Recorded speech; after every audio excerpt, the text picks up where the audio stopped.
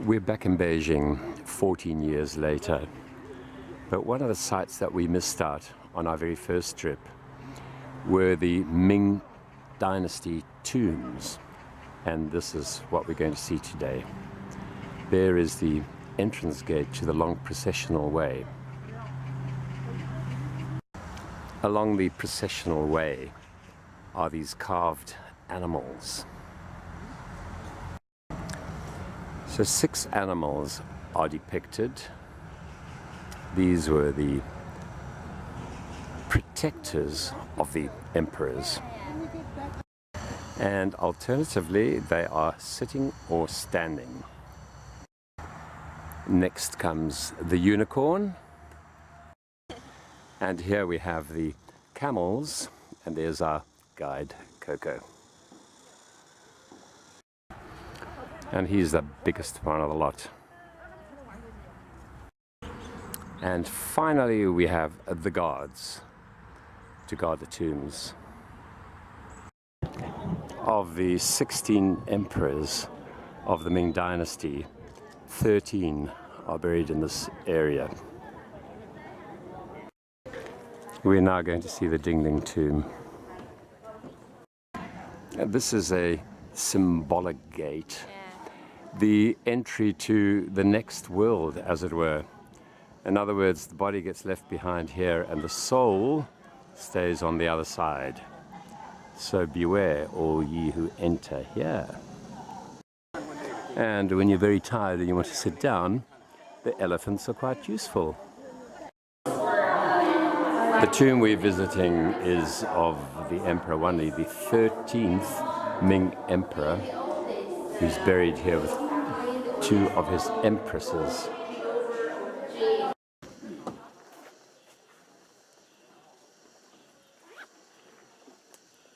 Excavations started in the 1960s. Unfortunately, as with so many monuments in China, the Red Guards of the Cultural Revolution had a bit of a bash at everything. These massive wooden doors have the knobs, as it were, done in 9s. 9 across, 9 down. 9 being a very important and auspicious number in the Ming times. God the Great too.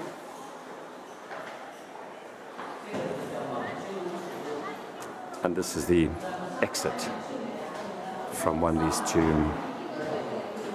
The tomb itself is 80 meters underground.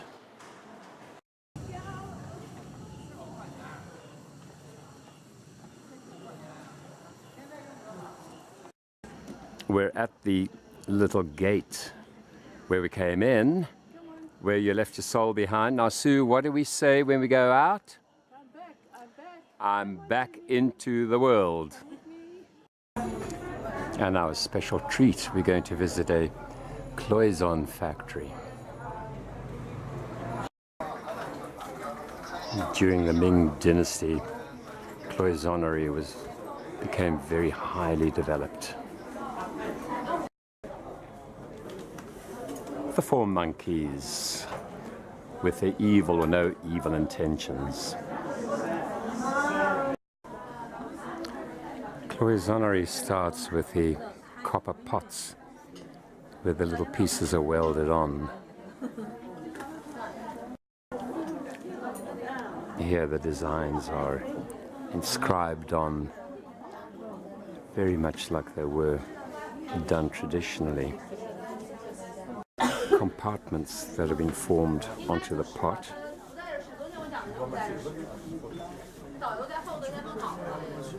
And from there, the enamel is dropped in before the pots are baked for glazing.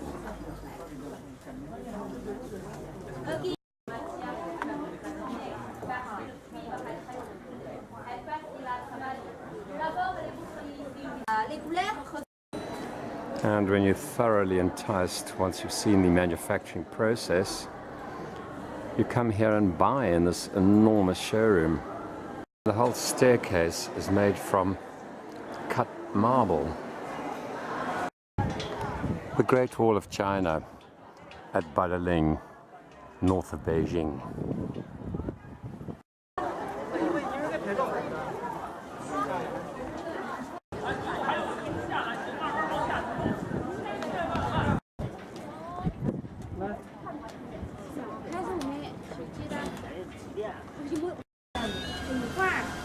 Breakfast is served. Just fry up a load of dough. We're in the Hutong area just outside our hotel in Beijing. This is a far cry from all the skyscrapers.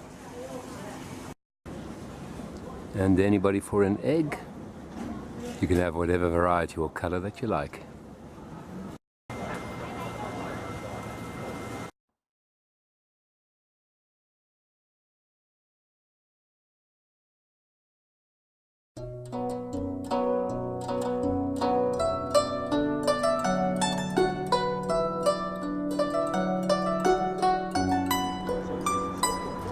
This is the north entrance to the Forbidden City.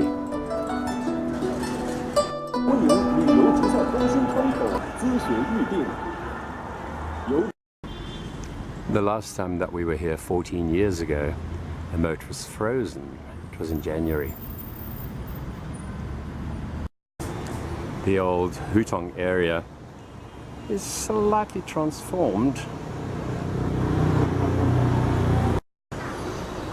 And here is a tiny little Ming Dynasty door.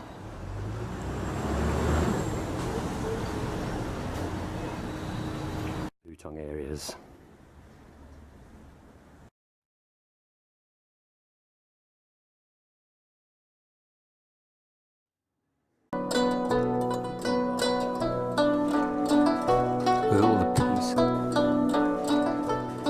With all the peace in this area, it's hard to think of Beijing as a city of nearly 25 million people.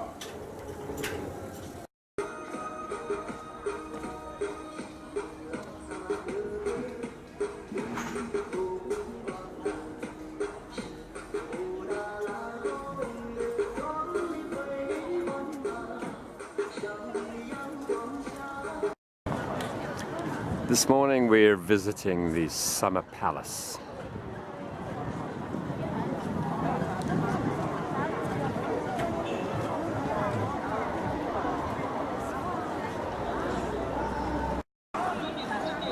There we are, there's Sue and Coco, our guide. We go through a series of gates before we get to the palace. All the inscriptions are in two languages. The left side is the Han Chinese and the right side the Manchu. Here is the GM or genetically modified animal, which is guarding the Hall of Longevity. The dragon represented the emperor, and the peacock represented the empress. This is an incense burner.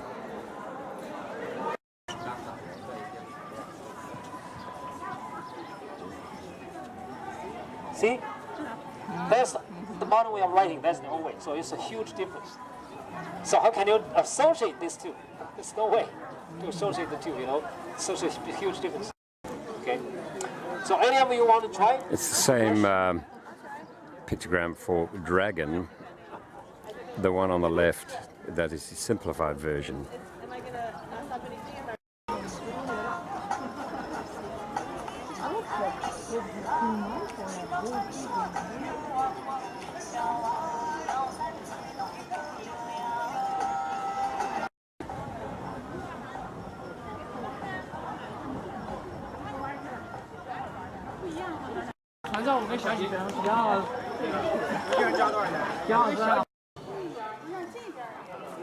The private living quarters of the empresses.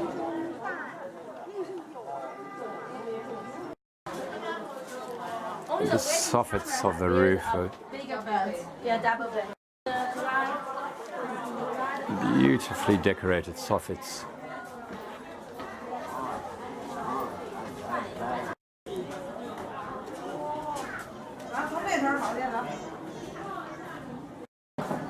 All the windows on the corridor are different shapes, so the view onto the lake is always going to be different.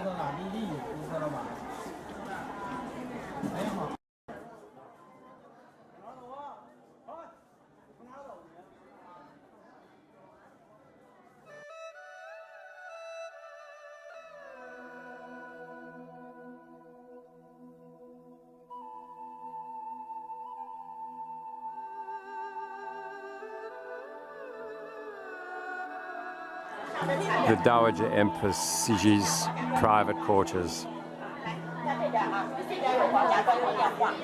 She ruled for 48 years.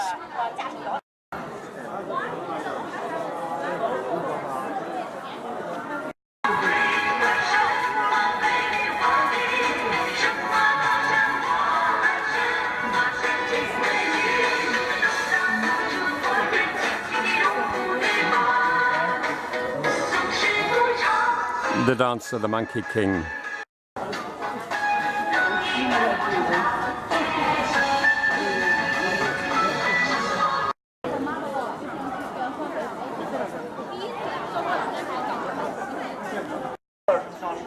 A rather magnificent Ming Dynasty pagoda.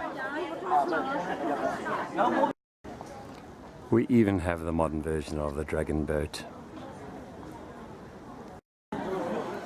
One of the Dowager Empress Siji's ultimate foibles, the marble boat. Traditionally, a boat represented the emperor and the water the common people. So Siji's idea was, if you build a marble boat, the storms won't overturn it.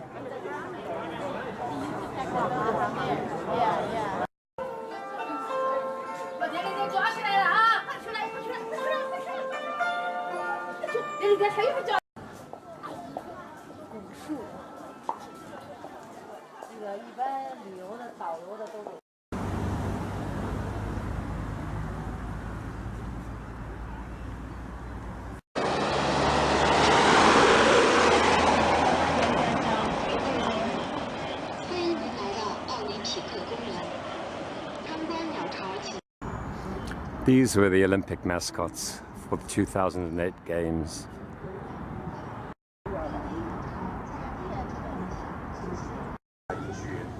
The Aquatic Center.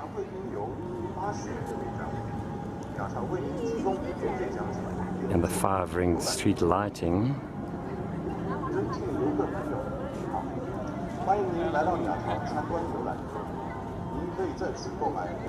And of course the bird's nest.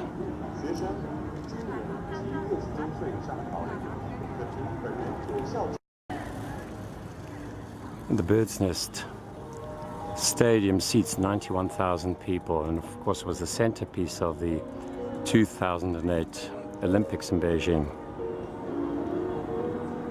Collaboration between British architects and Danish Arab engineers.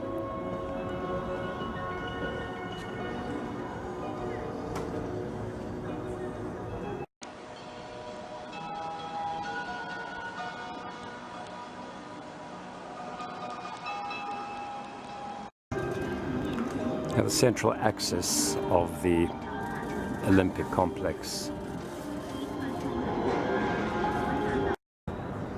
And this is where Michael Phelps won all his first gold medals.